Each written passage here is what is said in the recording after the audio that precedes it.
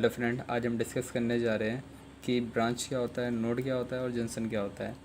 जैसे कि आप ब्रांच की डेफिनेशन देख सकते हैं कि यहाँ पर लिखा हुआ है कि when an element exist between two nodes the path from one node to another through this element is called a branch.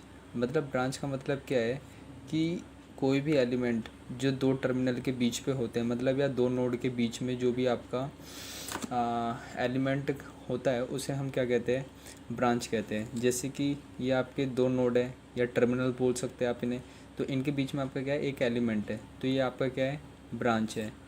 तो इसी प्रकार यहाँ पे दो नोड है, इन दो नोड के बीच में आपका क्या है, एक कैपेसिटर है, तो ये ब्रांच है आपका।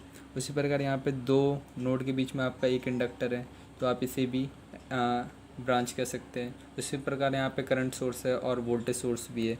तो आप कह सकते हैं कि कोई भी एलिमेंट जो दो नोड के बीच में दो नोड के बीच में आपका प्रेजेंट होता है उसे हम ब्रांच कहते हैं।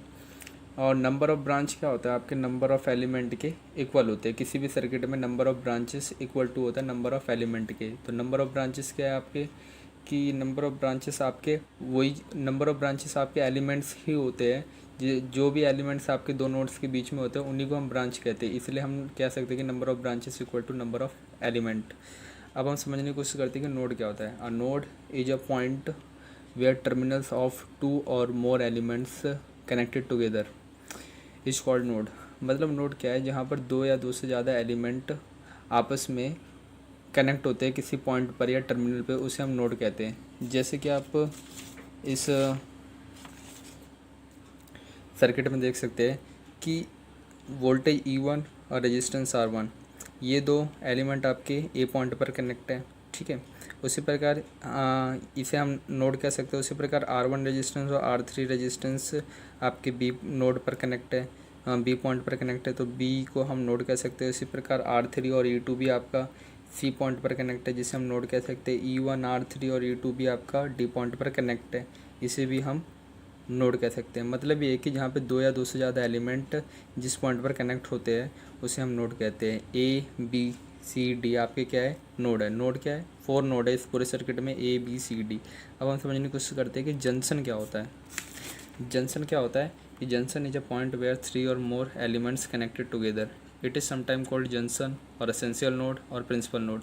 मतलब जंक्शन का मतलब ये है कि जहाँ पे 3 या 3 से ज़्यादा एलिमेंट कनेक्टेड होते हैं उसे हम जंक्शन कहते हैं। जैसे कि आप इस सर्किट में देख सकते हैं कि बी पॉइंट आपका जंक्शन है और डी पॉइंट आपका जंक्शन है, क्योंकि यहाँ पे R1 resistance, R3 resistance, R2 resistance आपके बी पॉइंट पर कनेक्ट है। मतलब 3 या 3 से ज़्यादा एलिमेंट आपके कनेक्ट है, तो इसका मतलब क्या है, यहाँ पे बी पॉइंट आपका जंक्शन है। उसी प्रकार डी भी आपका जंक्शन है। E1 R3 और E2 आपके एलिमेंट आपके डी पॉइंट पर कनेक्ट है। मतलब आपका क्या है, आपकी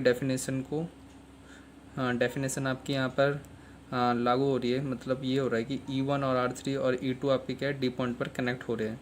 तो आप ये कह सकते हैं कि डी भी आपका एक जंक्शन है और बी भी आपका जंक्शन है।